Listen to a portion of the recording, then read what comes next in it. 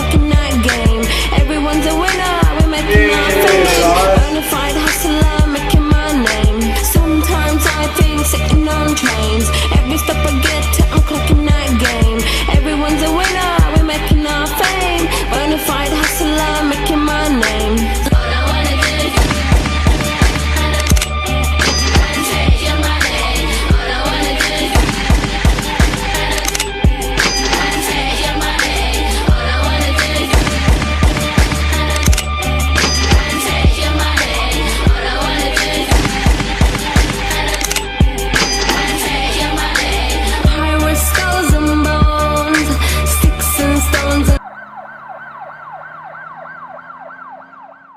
Do you guys know why I pulled you over today? No, Officer, why? Shareholders reckon you guys have been irresponsible directors. What? Whatever! Guess what? I'm taking you in, so please step out of the car.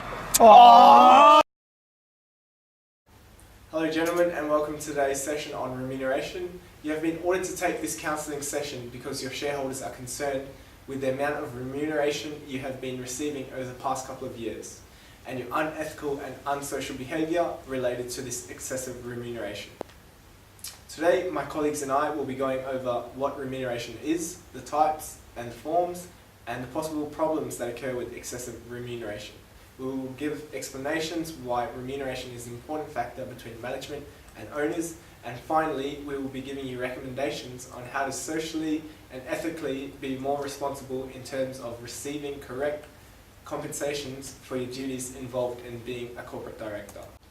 First of all, you know remuneration is a financial compensation and reward given to company employees for their work carried out on behalf of the owners. Specifically in relation to director remuneration, there are many types and forms of compensation that is rewarded.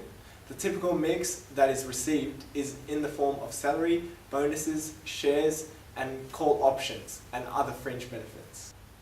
In Australia, the board of directors of a company set the remuneration to be given to company directors. The board is formed by shareholders, electing and voting on members they believe will best represent their interests and provide information of the management's performance with no bias. It has been made clear that though economic factors and conditions have led to natural rises in remuneration, there has also been an evident rise in director influence over the board in relation to their compensation, which has significantly led to problems of excessive remuneration being given to the directors even though the company is not performing well. An example of this was with the global financial crisis that occurred in 2008, which directors such as yourself significantly contributed to.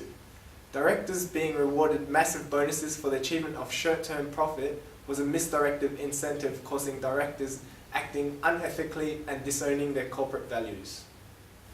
The federal government in Australia ultimately created the Productivity Commission because of such problems regarding this controversial issue. The Commission report resulted in legislation increasing company disclosure and strengthening shareholder rights. I would now like to call on Jordan, who will elaborate on this further. Thank you very much. Hi guys, how are you today?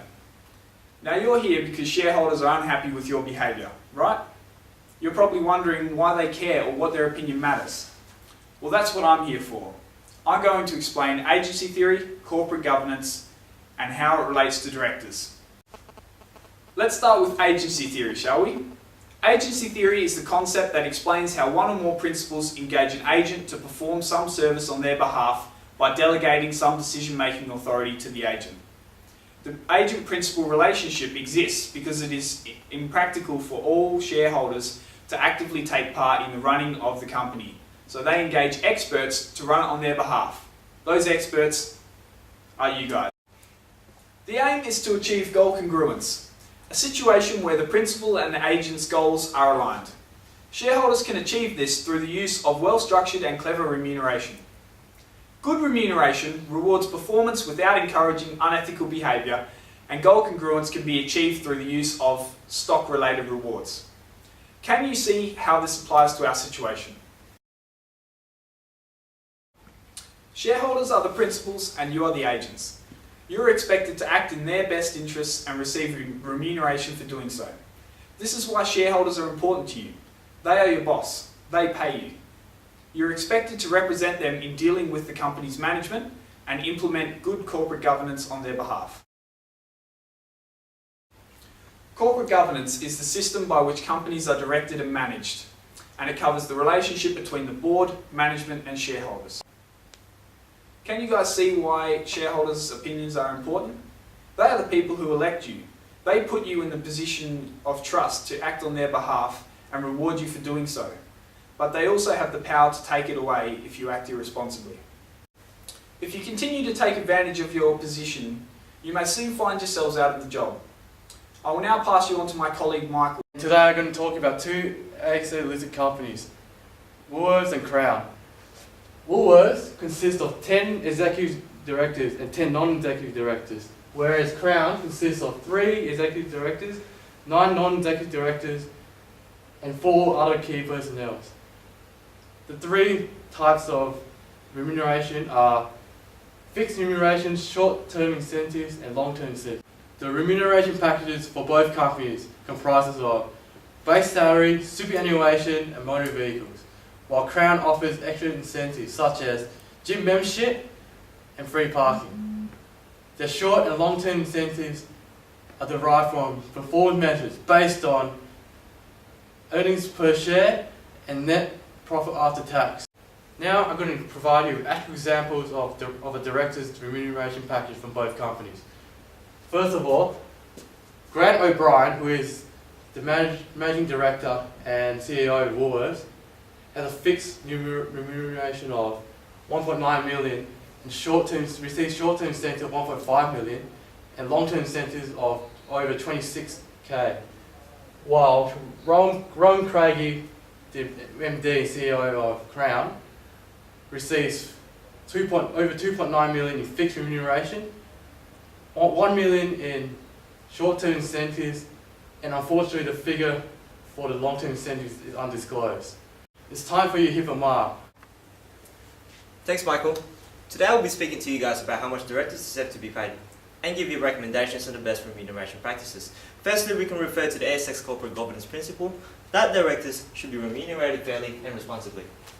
Principle goes on to say that companies should ensure that the level of compensation of remuneration is sufficient and reasonable and that its relationship to performance is clear.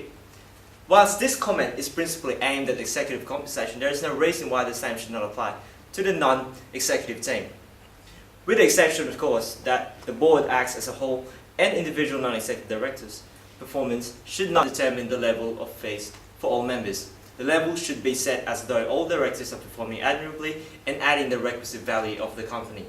Fair and reasonable remuneration means that directors and management are rewarded based on the work that they do and the expertise that they have, and not on the position that they hold. For example, executive directors should be remunerated fairly in their capacity as executives and as directors for their unparalleled insight into the workings of the company. Independent directors should be remunerated based on the expertise that they bring to the board and for the work they do in their capacity as independent directors, such as on the audit and remuneration committees. Non-executive directors represent major stakeholders to the business, and it's their job to ensure that stakeholders' views are being met by the company. My recommendation is that directors' pay should be based on the long-term performance and should reflect the work they do, the skills that they bring to the board. They should be remunerated fairly to compensate them fairly for the services they perform for the company. The level of remuneration for each director should be assessed individually. Extra contribution made by directors in response to particular corporate situations or events should be considered for remuneration. Thank you guys for listening, and hopefully you guys have learned what it takes to be a good director. I